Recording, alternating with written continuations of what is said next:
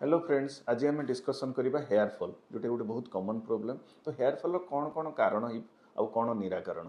तो कारण रे आपनकर हेयर फॉल बहुत प्रकार अच्छी। गोटे है जेनेटिक जोटा कि एंड्रोजेनिक एलोपेसिया मेल मानकर बहुत कॉमन।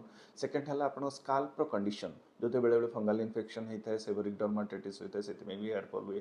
बेले बेले स्ट्रेस इंड्यूस्ड भी हेयर फॉल हुए जोटा कि फीमेल मानकर बहुत कॉमनली देखा जाए टेलोजेन एफिबियम तक कहती। बेले बेले different disease like autoimmune disease हुए जो कि alopecia areata patchy hair loss हुए।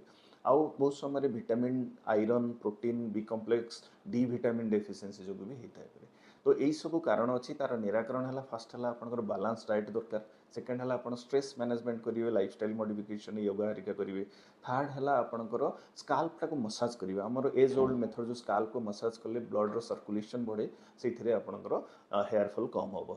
थर्ड जिनस है आपंकर जो हेयर ट्रिटमेंट करूँ स्ट्रेटनिंग केराटिन ट्रिटमेंट एगुड़ाक कम करवा लेस फ्रिक्वेंटली करेंगे ताले हेयर डैमेज बेसी हेनी।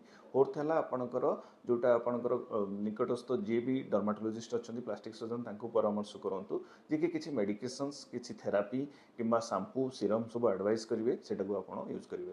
लास्टली आपन किसी जदि एडिक्शन अच्छी स्पेशली स्मोकिंग स्मोकिंग करतुनि कारण स्मोकिंग भी बहुत हेयर फॉल कराए। तेणु स्मोकिंग भी दूर रुहतु। Thank you.